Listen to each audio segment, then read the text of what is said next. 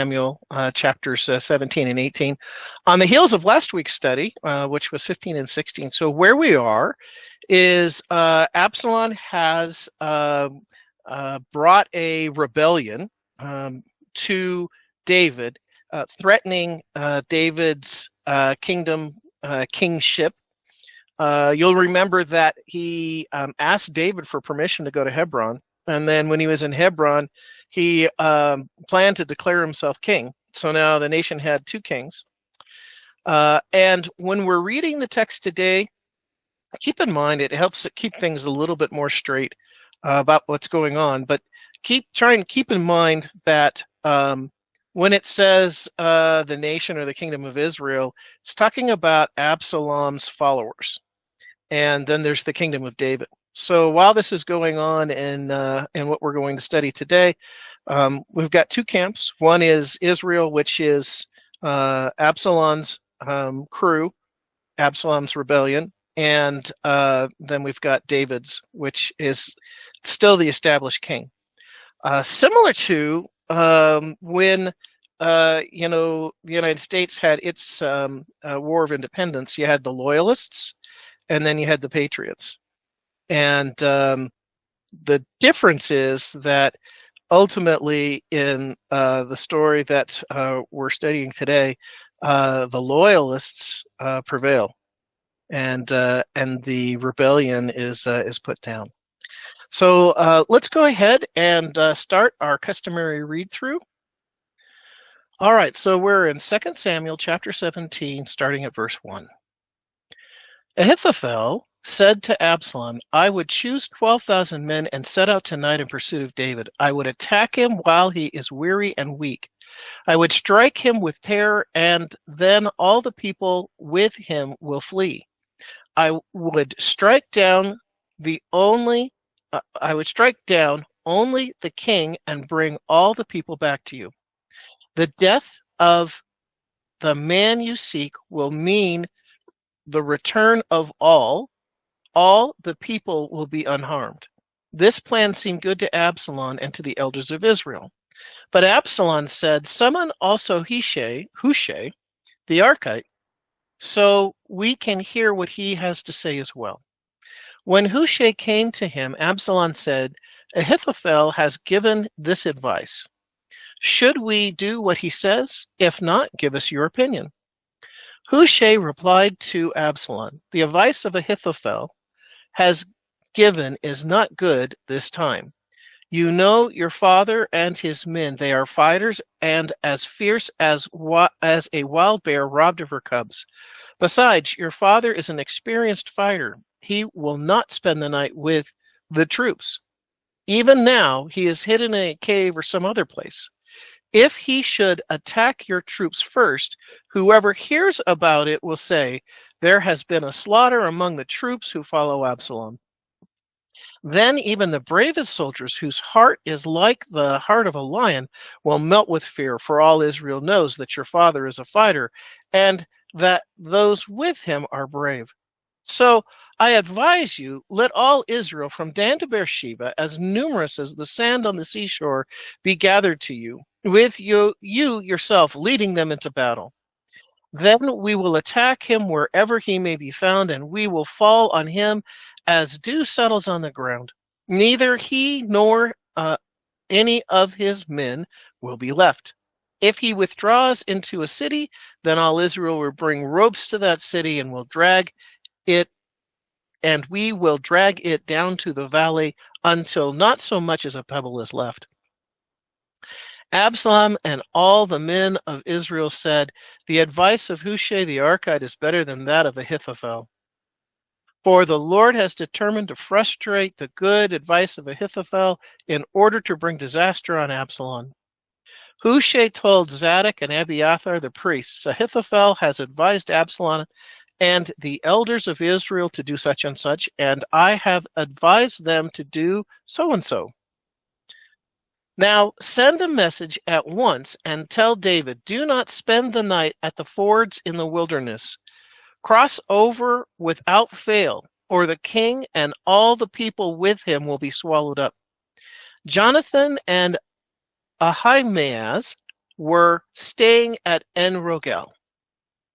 A female servant went to go and inform them, and they were to go and tell King David, for they could not risk being seen entering the city.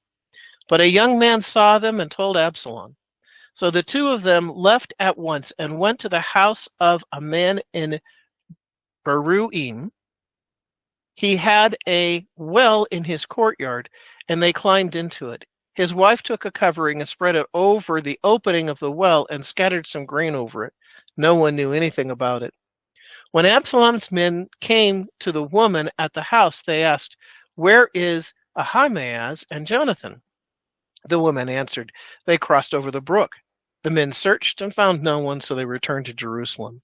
After they had gone, the two climbed out of the well and went to inform King David. They said to him, "Set out and cross the river at once. Ahithophel has advised such and such against you." So David and all the people with him set out and crossed the Jordan. By daybreak, no one was left who had not crossed the Jordan. When Ahithophel saw that his advice was not being followed, he saddled his donkey and set out for his house in his hometown. He put his house in order and then hanged himself. So he died, and he was buried in his father's tomb. David went to Mahanaim, and Absalom crossed the Jordan with all the men of Israel. And Absalom had appointed Amasa over the army in the place of Joab. Amasa was the son of Jether, an Ishmaelite, who had married Abigail, the daughter of Nahash, the sister of Zeruiah, the mother of Joab. The Israelites and Absalom camped in the land of Gilead. When David came to Mahanaim, Shobi, son of Nahash from Rabbah of the Ammonites, and Makir, son of Amiel from Lodabar, and Barzillai, the Gileadite from Rogelim, brought bedding and towels or bowls and articles of pottery. They also brought wheat, barley, flour, and roasted grain, beans and lentils, honey and curd, sheep and cheese from cow's milk for David and his people to eat. For they said, "They have become exhausted and hungry and thirsty in the wilderness." All right, that's the end of chapter 17. Let's go back up to the top here. To put the first verse of chapter 17 in context, we need to turn the page back and look at the tail end of chapter 16. So the final point that's made in chapter 16 at verse 23 reads like this. Now, in those days, the advice Ahithophel gave was like that of one who inquires of God. That was how both David and Absalom regarded all of Ahithophel's advice. All right, so what that is saying is that Ahithophel, who was one of David's, or probably David's chief advisor, his chief counselor, his word was given equal weight as the word of God. And that's how trusted Ahithophel was. Now let's go back, reading that from chapter 16, let's go back to chapter 17, because then Ahithophel said to Absalom, "I would choose 12,000 men and set out tonight in pursuit of David." So understanding the weight that was given, the trust that was given Ahithophel's word, he goes now from being David's chief advisor or counselor to advising or providing advice to Absalom. And Ahithophel says, "You know, Absalom, if it were me, I would choose 12,000 men and set out tonight in pursuit of David. I would attack him while he is weary and weak. I would strike him with terror, and then all the people will flee with him will flee." There we go. I would strike down only the king and bring all the people back to you. The death of the man you seek will mean the return of all. All the people will be unharmed. This plan seemed good to Absalom and to all the elders of Israel. So there's a couple of things going on here.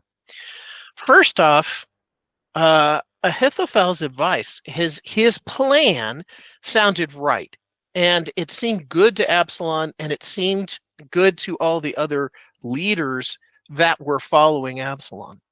And actually, Ahithophel's advice is the right thing to do for Absalom. It would have actually likely resulted in a victory for Absalom to strike David and his troops immediately, to attack them while they're still on the run, while they're weary and weak. And by gathering 12,000 crack troops, it probably would have done extensive damage to the forces protecting David. But if you'll remember, David prayed that God would frustrate the advice of Ahithophel. Do you remember that from our previous chapters? And that is what is going to happen here. Now, also, if you remember from last week's study, David asked Hushai to go back to be an advisor to Absalom in order to potentially frustrate Ahithophel's advice. So David knew that not only was Ahithophel very intelligent, but he was also very wise, and that it would create difficulties for David if Absalom was getting good advice from Ahithophel. So in order to frustrate that, Hushai, being secretly loyal to David, went back to Absalom and is now being given the opportunity to provide his recommendation on what to do next after Ahithophel. Verse 5, but Absalom said, summon also Hushai the Archite, so we can hear what he has to say as well. When Hushai came in, Absalom said, Ahithophel has given this advice. Should we do what he says? If not, give us your opinion. One of the interesting features of this chapter is we see, to my recollection, the first time in Scripture where they're trying to shorten the story, to give the short story, not to give all the detail, right? So when Absalom calls for Hushai, he doesn't, and he tells him that Ahithophel has given his advice. We're not filled in, we're not told again. He doesn't repeat what Ahithophel had said. Instead, it says, when Hushai came in, Absalom said, Ahithophel has given this advice without explanation. Should we do what he says? If not, give us your opinion. So we get it, right? But we've actually shortened the story, but not by not repeating what Ahithophel said. Verse 7, Hushai replies to Absalom, the advice Ahithophel has given is not good this time. And so what he's doing is remember, Ahithophel's advice was given the same weight and gravity as if it came from God or the Lord himself. And now Hushai is saying that this time Ahithophel has missed the mark, that his advice is not good. And then he says, but let me explain. You know your father and his men are fighters, and as fierce as a wild bear robbed of her cubs. Besides, your father is an experienced fighter. He will not spend the night with the troops. Even now, he is hidden in a cave some other place.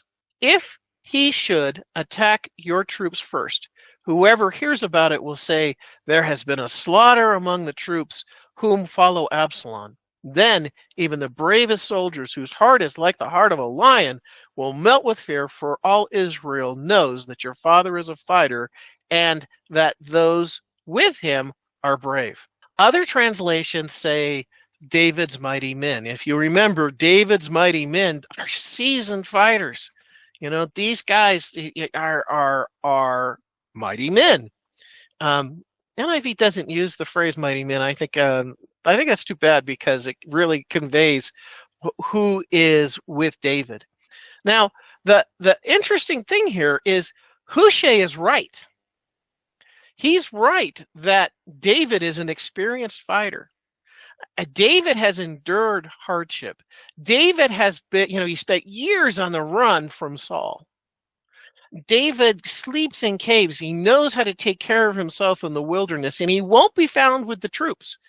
He knows he's crafty enough that he will be in hiding. So the advice that Hushai gives is accurate. However, it's not going to benefit Absalom. It's going to benefit David, because what Hushai sets up to occur is that David is going to have time to reconnoiter. David is going to have time to strategize. And what David needs right now is time. If they would have done as Ahithophel said, the chances are that they would have been successful in their attack and the battle against David and the troops loyal to David. Hit them on the run. Hit them now. Don't give them time to breathe. But Hushai, secretly being a confidant of David's, he gives Absalom accurate advice. He's telling him the truth, but it's to David's benefit, not to Absalom's. Verse 11, so I advise you, let all Israel, from Dan to Beersheba, as numerous as the sands on the seashore, be gathered to you, with you yourself leading them into battle. So what Hushai is saying here is, let all of Israel gather, use this time to gather as many troops as you can. From Dan to Beersheba is a euphemism that is used in the Bible to express from one end of Israel to the other. So he's saying, gather your troops from one end of Israel to another, from one end to the other. You will have troops as numerous as the sand on the seashore. The alliteration that Hushai is using in the advice that he's giving Absalom is really interesting. We'll see that here in just a second as well, some additional alliteration. With you yourself leading them into battle. What Hushai is doing is he's appealing to Absalom's ego, and he's creating this image in Absalom's mind of having so many troops that you can't count them. And who's leading them but Absalom himself?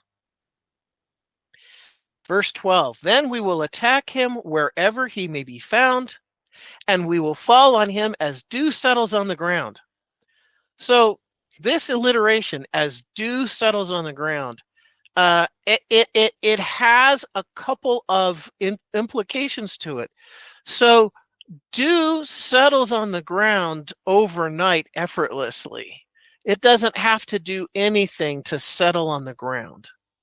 And so he's creating this word picture again of the battle will be effortless. It will be easy pickings. And also dew covers everything that's outside. And so the number of troops will be so great that they will just cover everyone.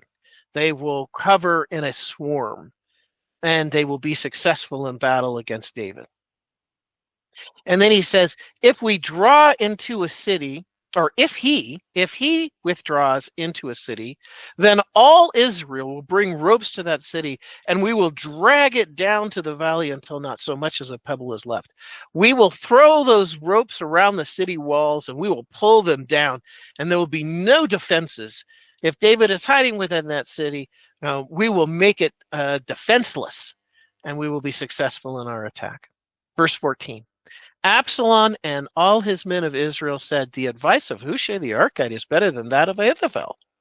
For the Lord is determined to frustrate the good advice of Ahithophel in order to bring disaster on Absalom.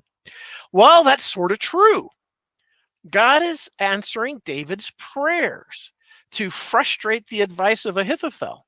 And God used Hushai to accomplish exactly that. So even though David is experiencing God's judgment at this point, that the circumstances that are occurring at that moment with Absalom and the rebellion and the resulting civil war are the direct result of David's sins that he has committed and God's judgment upon David. Verse 15. Hushai told Zadok and Abiathar, the priests. You'll remember that at this time, the high priest was a co-position. There were two, Zadok and Abiathar. The priests, Ahithophel has advised Absalom and the elders of Israel to do such and such, and I have advised them to do so and so. See, there it is again. That's the effort to shorten the story by not retelling everything, right?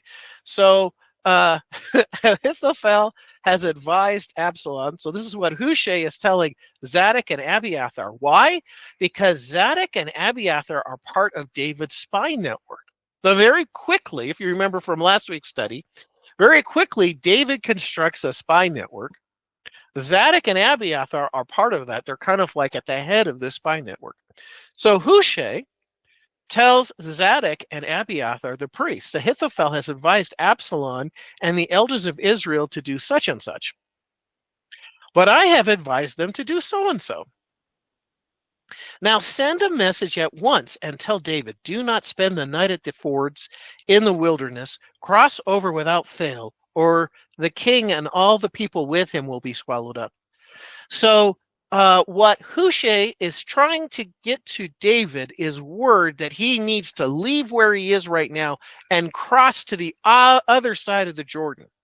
This will give distance, space between David's forces and Absalom, and give David's forces a better opportunity to react. And they can set up strategically, they can fortify their positions after they cross the Jordan. Verse 17, Jonathan and Ahimaaz were staying at En-Rogel. A female servant went to go and inform them, and they were to go and tell King David, for they could not risk being seen entering the city. Of course not, because they're spies for David. En-Rogel is believed to be a spring that was located outside of the walls of Jerusalem. So Jonathan and Ahimaaz, the sons of Zadok and Abiathar, are kind of hanging out, waiting for instructions. And a female servant was asked, assigned to go and inform them that they were to go and tell David, for they could not risk being seen entering the city. They stayed outside the city walls of Jerusalem because they couldn't risk being seen.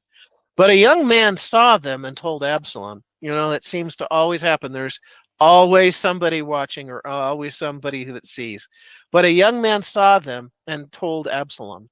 So the two of them left at once and went to the house of a man in Baharim. So the two of them, who are we talking about? We're talking about Jonathan and Ahimaaz. I don't know why I have such difficulty saying the name Ahimaaz. I guess in the English language, we're not used to pronouncing two vowels that are next to each other that one isn't silent. All right. So the two of them left at once and went to the house of a man in Bahurim.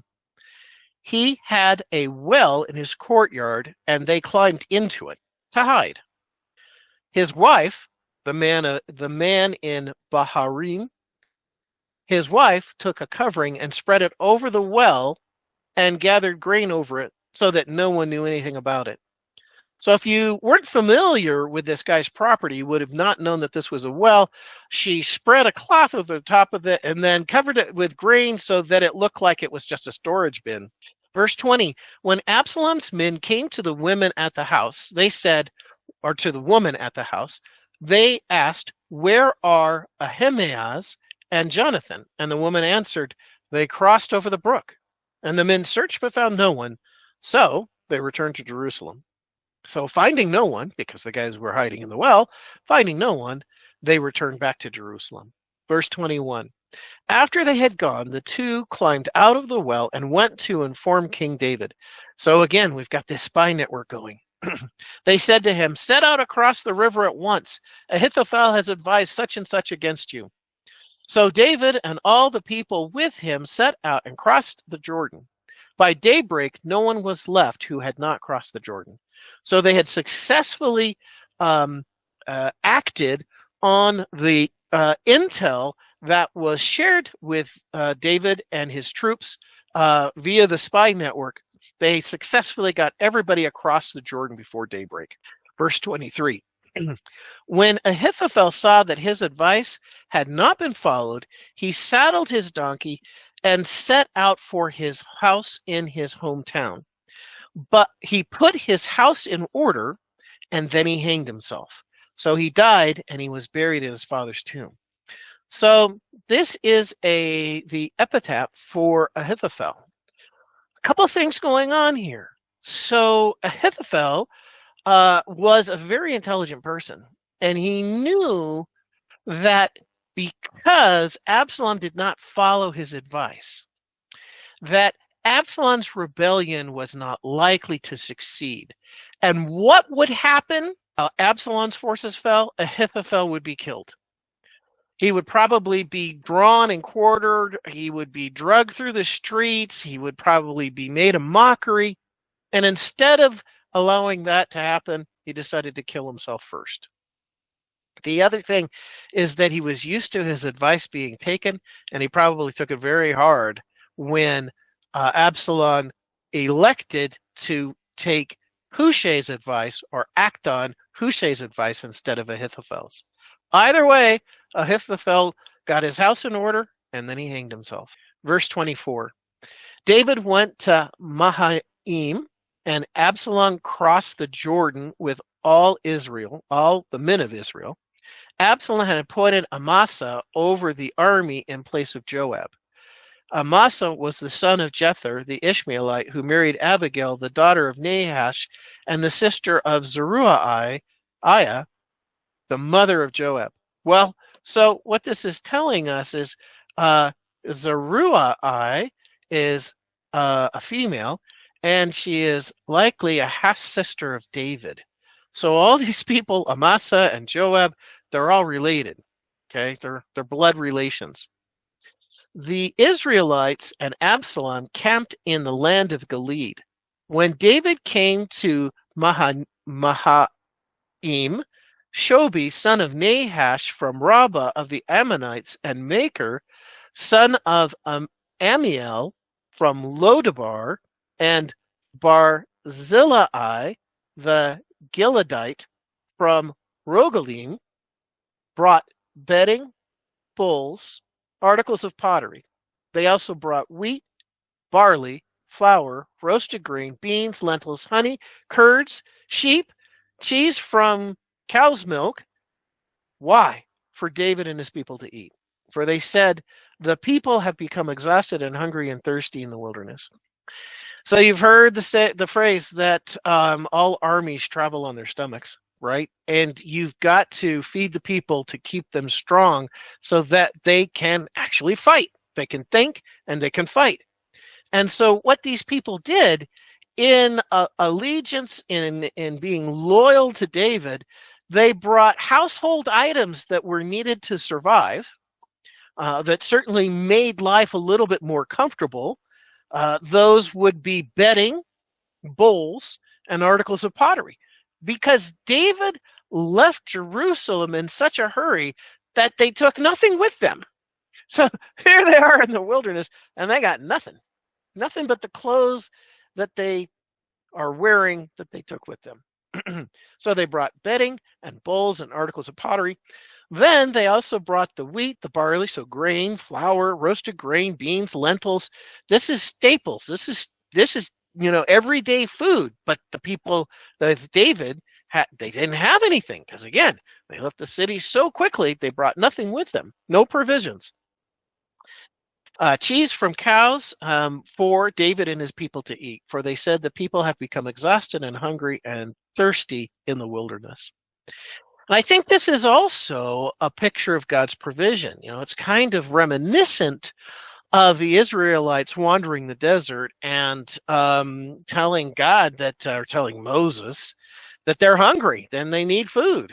And God provides manna, and it rains down from the heavens, and they're able to gather it up and eat it. And it would be really interesting to be able to chemically analyze manna, because I think it had all of the nutrients that the people needed to sustain them.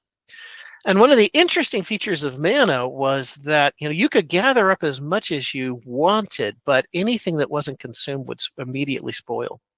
So God provided for the people's need, not for their excess. Here we have a picture of God's provision for David's people.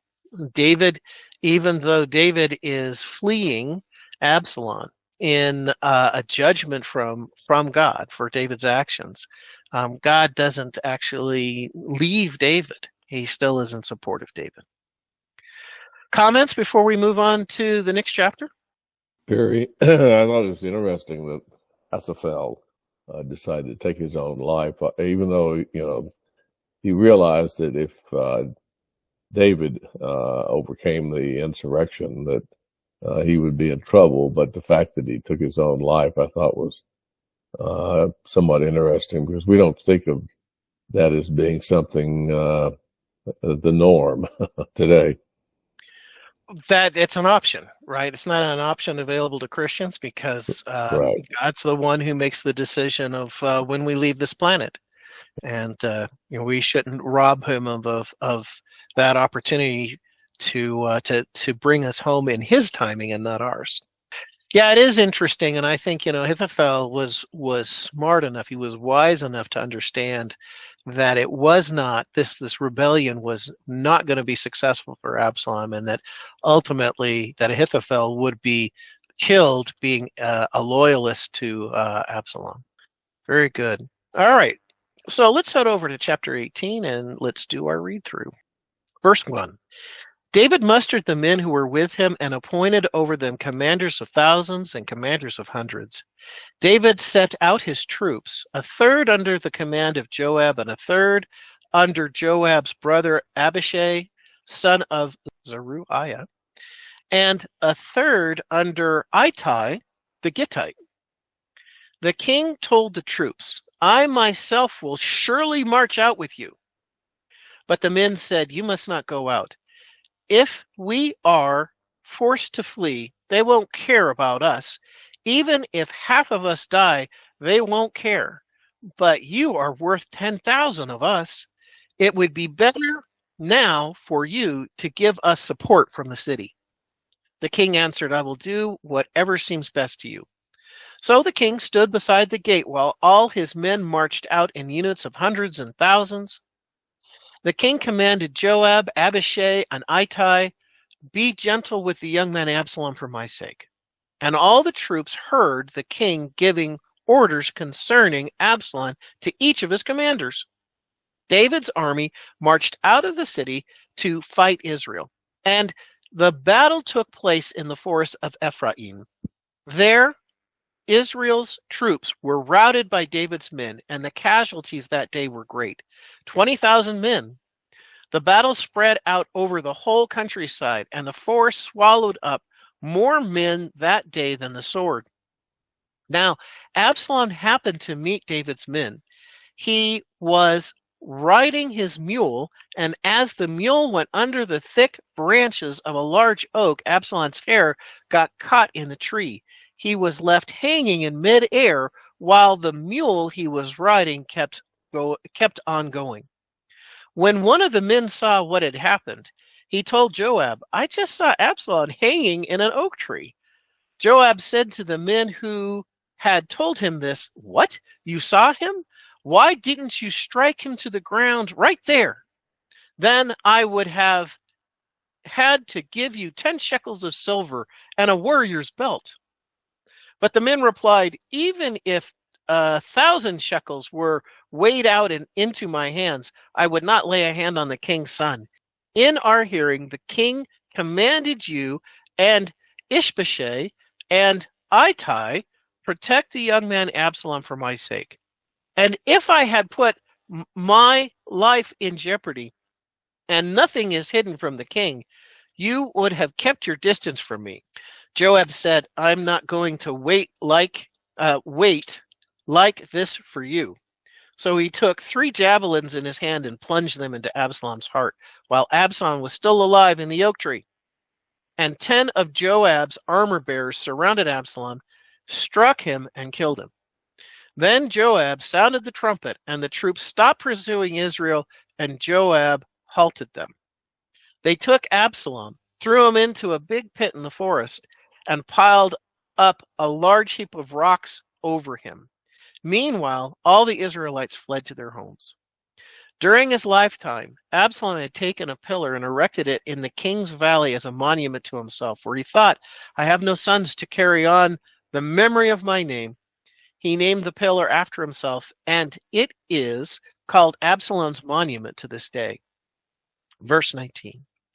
Now, Ahimaaz, son of Zadok, said, let me run and take the news to the king that the Lord has vindicated him by delivering him from the hand of his enemies.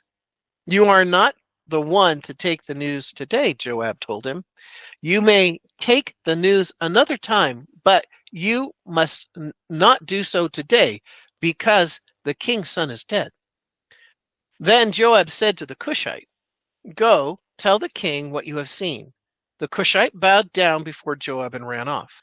Ahimaaz, son of Zadok, again said to Joab, come what may, please let me run behind the Cushite. But Joab replied, my son, why do you want to go? You don't have any news that will bring you a reward. He said, come what may, I want to run. So Joab said, run.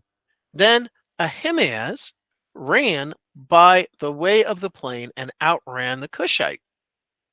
While David was sitting between the inner and outer gates, the watchman went up to the roof of the gateway by the wall. As he looked out, he saw a man running alone. The watchman called out to the king and reported it. The king said, if he is alone, he must have good news. And the runner came closer and closer. Then the watchman saw another runner, and he called down to the gatekeeper, look, another man running alone. The king said, he must be bringing good news too. The watchman said, it seems to me that the first one runs like Ahimaaz, son of Zadok. He's a good man, the king said. He comes with good news. Then Ahimaaz called out to the king, all is well. He bowed down before the king with his face to the ground and said, praise be the Lord your God. He has delivered up those who lifted their hands against my lord the king. The king asked, is the young man Absalom safe? Ahimaaz answered, I saw great confusion just as Joab was about to send your servant, but I do not know what it was. The king said, stand aside and wait here. So he stepped aside and stood there. Then the Cushite arrived and said, my lord the king, hear the good news. The Lord has vindicated you today by delivering you from the hand of all those who rose up against you. The king asked the Cushite, is the young man Absalom safe? The Cushite replied, may the enemies of my lord the king and all who rise up to harm you be like that young man. The king was shaken. He went up to the room over the gateway and wept. And as he wept, he said, my son Absalom, if only I had died instead of you. O Absalom, my son, my son. That completes chapter 18. All right, let's head back up to the top here. So John was saying that when he was in college, he read a book. John, tell us about that. What was the title? It's William Faulkner. I think it's Absalom, Absalom. So the title of the book comes from the last portion of scripture in this chapter. And what we see is, even though David's troops have been successful and they have put down the rebellion, I mean, it's over, it's done. David is grieving the death of his son Absalom. This is the same guy who schemed for 4 years to launch a rebellion that resulted in a civil war, brother fighting against brother in Israel. And even though that was the case, Absalom was still David's son, and probably his most loved child, his most loved son. And Absalom was gone, and David was mournful. All right, so let's head back up to the top here, and let's begin to unpack. So verse 1. David mustered the men who were with him and appointed over them commanders of thousands and commanders of hundreds. David sent out his troops, a third under the command of Joab, a third under Joab's brother Abishai, son of Zeruiah, and a third under Ittai the Gittite. The king told his troops, I myself will surely march out with you. All right, so to unpack this, it was a typical military practice to divide troops into thousands and then into hundreds. And it's like having battalions and then brigades. So he would have commanders assigned over thousands, and then within those thousands, commanders of hundreds. And it was also a common military practice to divide troops up into large groups of 3. And so David assigned or established as his commanders of the thirds of all of his troops, Joab, who was David's captain of the guard and a seasoned soldier, Abishai, and then another third over Ittai. Verse 3. But the men said, you must not go out. Oh, that was the other thing from the previous. So David says, the king told the troops, I myself will surely march out with you. So David was enthusiastic. He wanted to be in the lead. He wanted to lead his troops into battle. And his commander said, yeah, David, you need to stay here behind. Verse 3. But the men said, you must not go out. If we are forced to flee, they won't care about us. Even if half of us die, they won't care. But you are worth 10,000 of us. It would be better for you to give us support from the city. So there's probably a couple things going on here. David is starting to get old. And even though David is a battle-experienced soldier himself, he's probably getting older, and he might not be able to keep up with the young men in his forces. The other thing is that what David's commanders are telling him are right, is that the armies of Absalom wouldn't give a fig, wouldn't give a second thought about killing any of David's men. But David would be quite the prize. And if they captured David, and if they killed David, then Absalom's revolt, his rebellion, would be successful. So instead of allowing that to happen, David, you stand back here in the city, and you be support for us. David says, whatever you say, I will do. The king answered in verse 4, I will do whatever seems best to you. So the king stood beside the gate while all his men marched out in units of hundreds and thousands. The king commanded Joab, Abishai, and Ittai, be gentle with the young man Absalom for my sake. So even though all this has transpired, even though Absalom has deceived David and conceived this plan to actually overthrow David, David can't stop thinking and can't stop loving Absalom. And so he tells his commanders in the hearing of all the troops, be gentle with the young man Absalom for my sake. And all the troops heard the king giving orders concerning Absalom to each of the commanders. Likely as each of the third passed by, and the next of his 3 commanders came up to David as David is standing next to the gate as they're parading by, and he's giving the instructions repetitively to each of the commanders. Be gentle to the young man Absalom for my sake. Verse 8, the battle spread out over the whole countryside, and the force swallowed up more men that day than the sword. So what this is saying is, yes, the battle covered the entire country, but then we have the forest of Ephraim.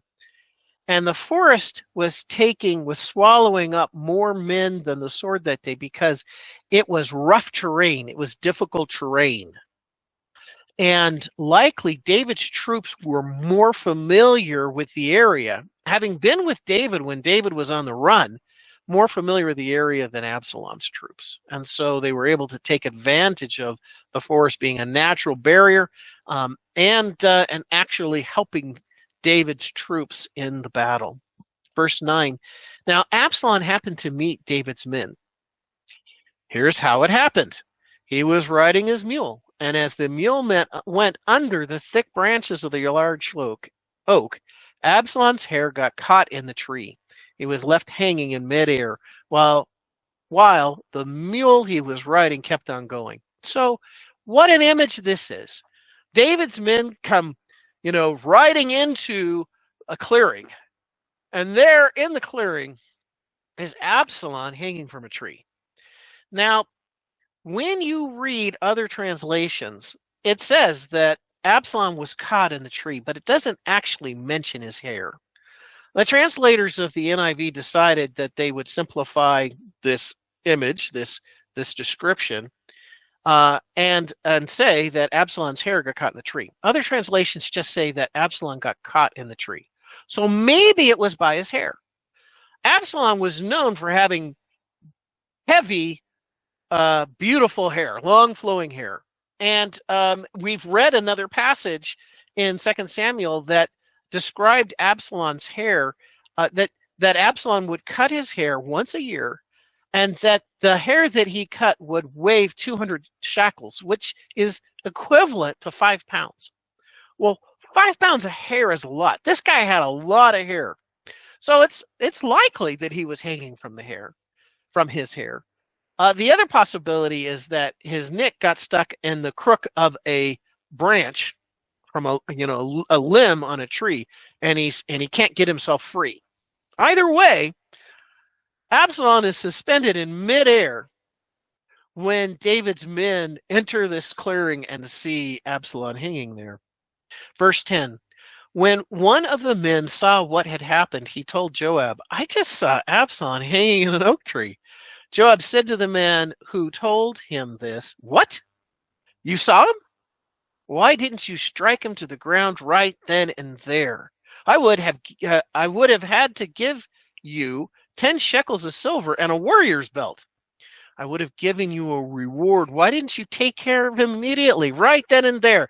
Why didn't you grasp the opportunity to take Absalom's life and end this thing right now? Verse 12, but the man replied, even if 1,000 shekels were weighed out into my hands, I would not lay a hand on the king's son.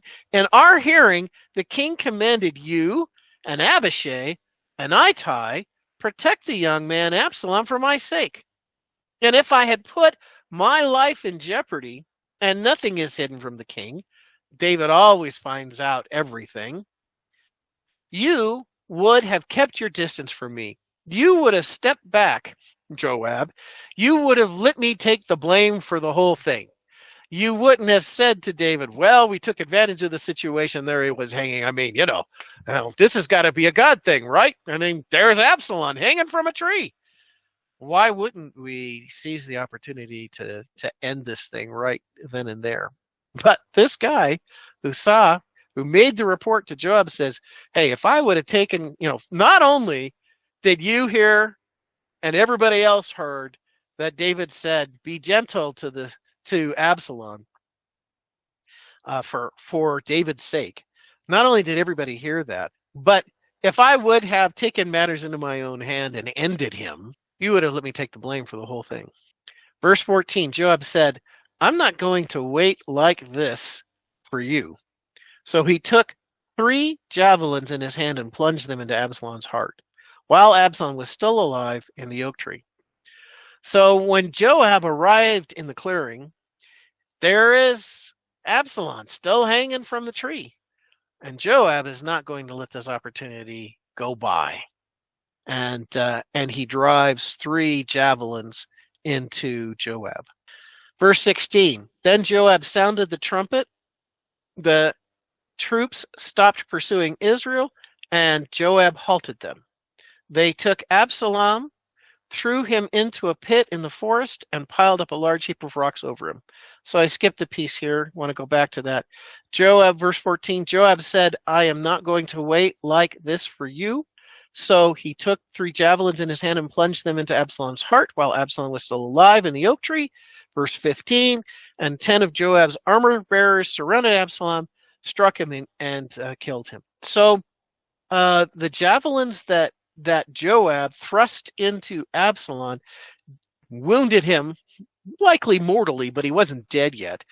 And so 10 armor bearers of Joab finished the job.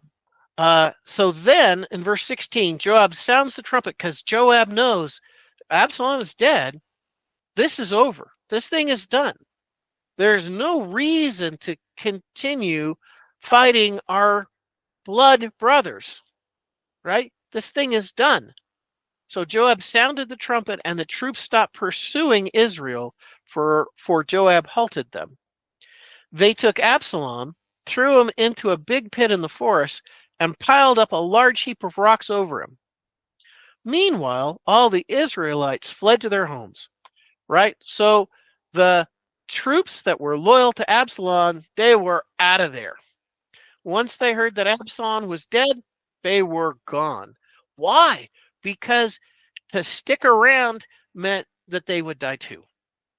So instead, like cockroaches at night when you turn on the lights, they fled. They were gone, and they went back to their homes, hoping that they would not be followed and killed for being loyal to Absalom and not David. Now, what about this thing? They took Absalom, threw him into a big pit in the forest, and piled up a large heap of rocks over him. All right, there's a couple things going on here. One is, this is information that is not widely known. Matter of fact, Absalom's death is not necessarily wide through David's troops, and we'll see that in a minute. But they took Absalom's body and they covered it they put it in a pit in the forest and covered him with a large heap of stones. And this is what you did to a traitor or a criminal. So they treated Absalom's body as if he was a traitor or a criminal. Verse 18. During his lifetime, Absalom had taken a pillar, erected it in the king's valley as a monument to himself, for he thought, I have no sons to carry on the memory of my name. He named the pillar after himself, and it is called Absalom's monument to this day. So this is the epitaph for Absalom. And Absalom, he believed he was headed for greatness. And he wanted to leave a legacy and be remembered no matter what happened. Whether his rebellion against David was successful or not, he didn't want to be forgotten. Now he says here, I have no sons to carry on my memory. But Absalom had 3 sons. And it's thought that it's possible that Absalom's 3 sons had been killed or had died before this moment. And so Absalom wanted to be remembered by setting up a stone pillar in the king's valley as a monument to himself. And the writer of 2 Samuel is telling us that they know where that monument is, and that to this day it is called Absalom's monument. Verse 19. Now Ahimaaz, son of Zadok, said, let me run and take the news to the king that the Lord has vindicated him by delivering him from the hand of his enemies. So Ahimaaz is very exuberant. He wants to celebrate that David has been successful. David doesn't know this yet. David is still sitting back in the city at the city gates. David is waiting for news. David is waiting for news about Absalom. And Ahimaaz is enthusiastic, and he wants to run. He wants to be the messenger to deliver the news to David that Absalom's rebellion is put down and that David is still king. But verse 20, you are not the one to take the news today, Joab told him. You may take the news another time, but you must not do so today because the king's son is dead. Now, this comment by Joab, it may be the case that because Joab was responsible for taking the life of Absalom, that he wants this to season a little bit. And what difference will it make if it waits till the next day? This gives maybe a little bit of time so that the shock isn't so great for David, and that David might not react negatively against Joab. That's one possibility. The other is that Ahimaaz doesn't have the full story.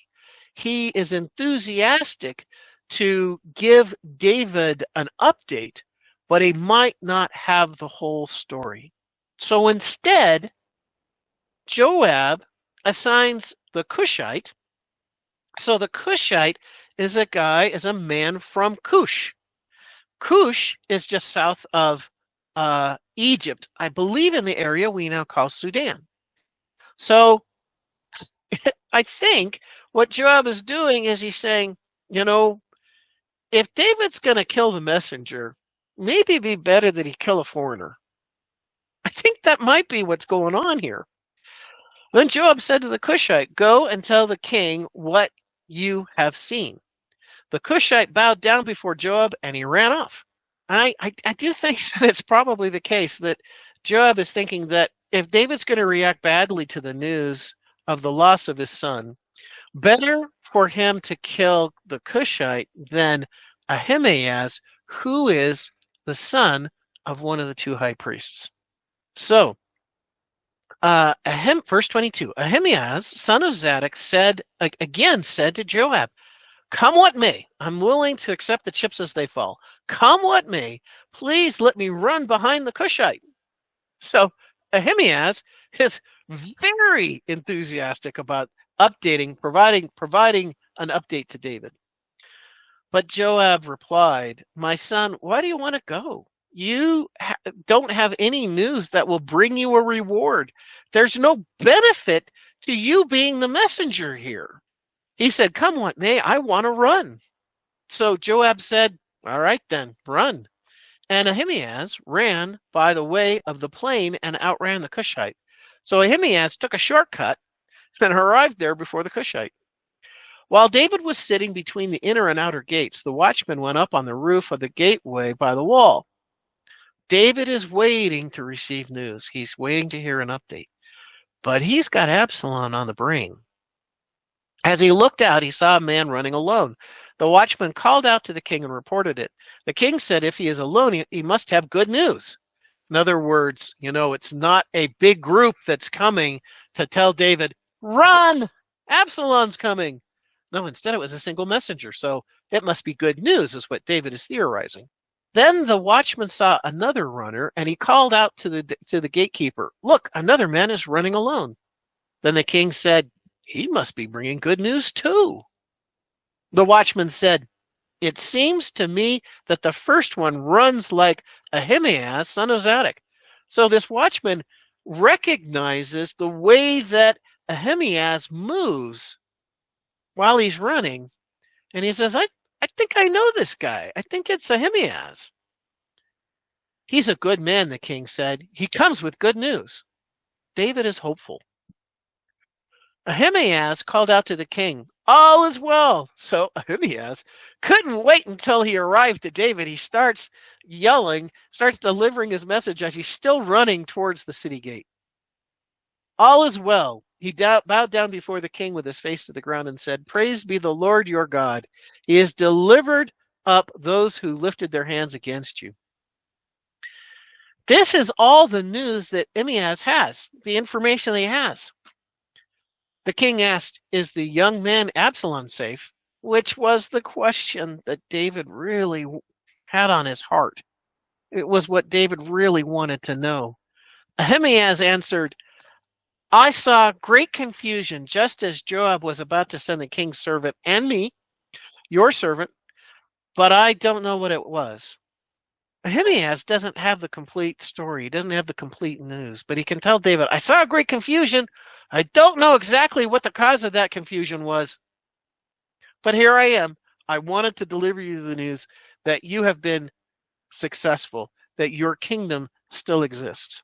Then, or the king said, "Stand aside and wait here." So he stepped aside and stood there. Because why? David was told there was another messenger coming. Verse 31, the Cushite arrived and said, "My lord, the king, hear the good news. The Lord has vindicated you today by delivering you from the hand of all those who rose up against you." Well, this is good news to David, but it's not the news he's waiting to hear. The king asked the Cushite, "Is the young man Absalom safe?"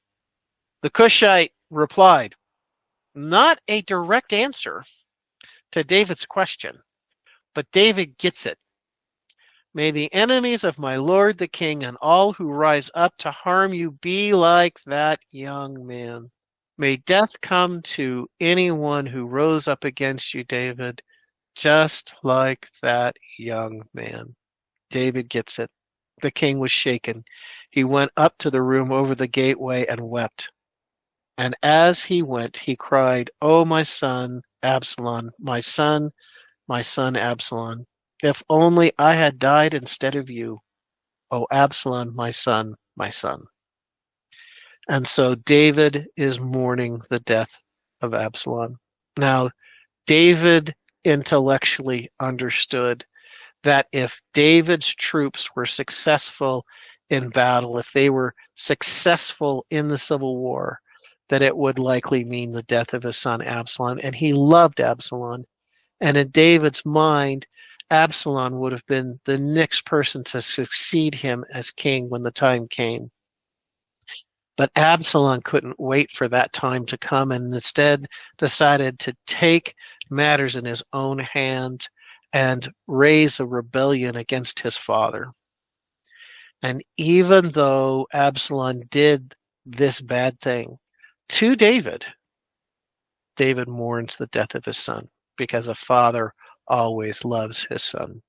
Closing comments? Thoughts?